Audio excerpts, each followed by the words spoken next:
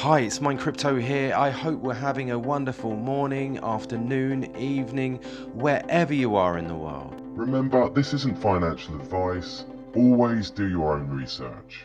Mine Crypto here. I hope we're all having a wonderful day. And before I start, I just want to say thank you to all those that have subscribed over the last 6-7 months since I started this channel. It's growing exponentially. So again, thank you so much for being here and supporting me. The title of the video, huge. What we don't know. But before we continue, let's hit those crypto bubbles. We are ranked 38. Quant currently sitting at $87.24. We have a market cap of 1.05 billion, 24-hour volume of 12.38 million. We are down 1.1% in the hour, down 1.8% in the day, down 5% in the week, and down 16.2% in the month. And before I continue, those that aren't subscribed, there's many of you watching these videos that aren't subscribed. I would really appreciate if you just tap that subscribe button now for me so that you don't miss any further videos. So I see this tweet from Bullshark Trading, Quant sitting at an important support level of $87 with a valid break of this level. We expect to see a fair value gap partially filled.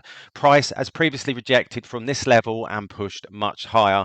We have set our buy orders set between $85 and $69 should we see a dip down. The Quant team have been quiet on the social media platforms lately. Could it be they are busy working with partners and cooking something up? Well, that's what we're going to talk about today.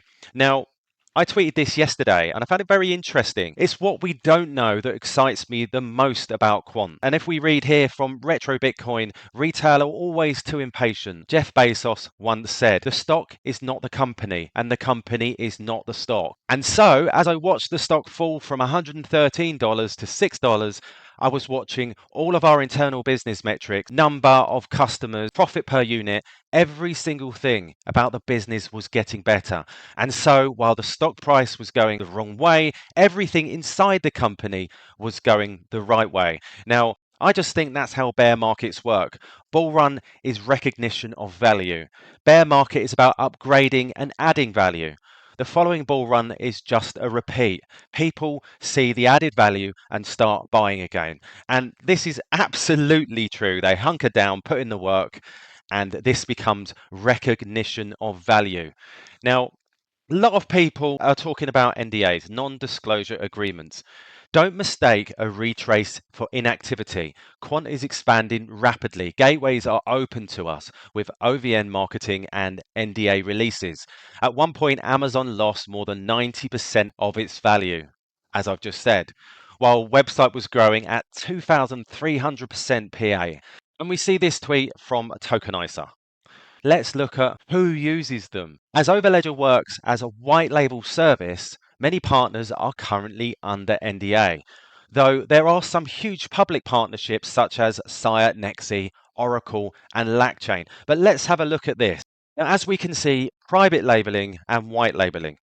So what is white label versus private labels? White label products are generic and sold to multiple retailers who then brand and price the products based on their niche market, whereas private label products are exclusively sold to one retailer and are unique to them. So if we look here, we can see the differentiation between the two, and NDAs are a thing.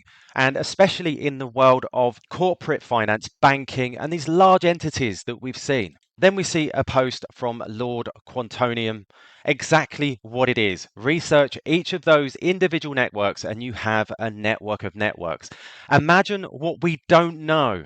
Don't be arrogant and think you deserve to know all. NDAs isn't a new thing. Open your eyes and, as he says, or get wrecked. As we can see, R3 Recorder, Sire, Ethereum, Oracle, Constellation, Intel, Ripple, Spunter, Simba, AU Cloud, Quorum, Bank of England, Gartner, Accord Project, Hyperledger, Crowds, Stellar, Alliance Block.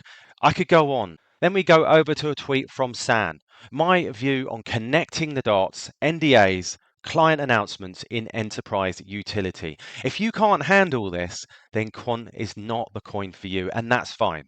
And as we read this is what matters eventually. It's unlikely all the stuff that is being built will be public. From governments and central banks, we should expect most transparency, and most enterprises like to show off new initiative to promote from a marketing perspective. But also, we have to be realistic here. Lots will never be known to us. That's the nature of enterprises. They build on permission chains for a reason.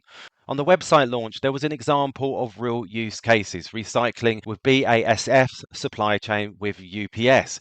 I doubt stuff like that will ever be public. They put their existing billion-dollar workflows on blockchain, and it isn't always sexy or needed to make public, just like not everybody's shouting they use Microsoft as their operating system. But lockups and utility is what matter most, in his humble opinion. And I couldn't agree more. When we see the likes of Chainlink, Quant is absolutely different. First of all, it's not a blockchain. So, unlike Chainlink, you have a partner in Swift that is desperate to remain relevant in the financial system, and many saying that Swift time is nearing an end. So, therefore, they have to promote and get out there that they're doing something new. Again, this isn't the case for Quant.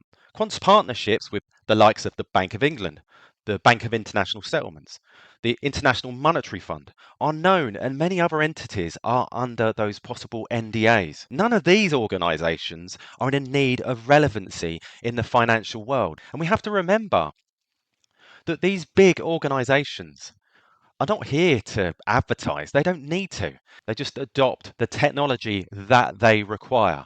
That quote there, just like not everyone's shouting they use Microsoft as their operating system. You've got to think a lot of things work behind the scenes, and this is private labeling. And remember, none of this is financial advice, as I'm not a financial advisor. I'm just here to bring you the news as and when it comes, which is quite hard at the moment. Anyhow, so please subscribe, please hit that notification bell so that you don't miss any further videos. All the best, and I'll catch you later. Remember, this isn't financial advice. Always do your own research.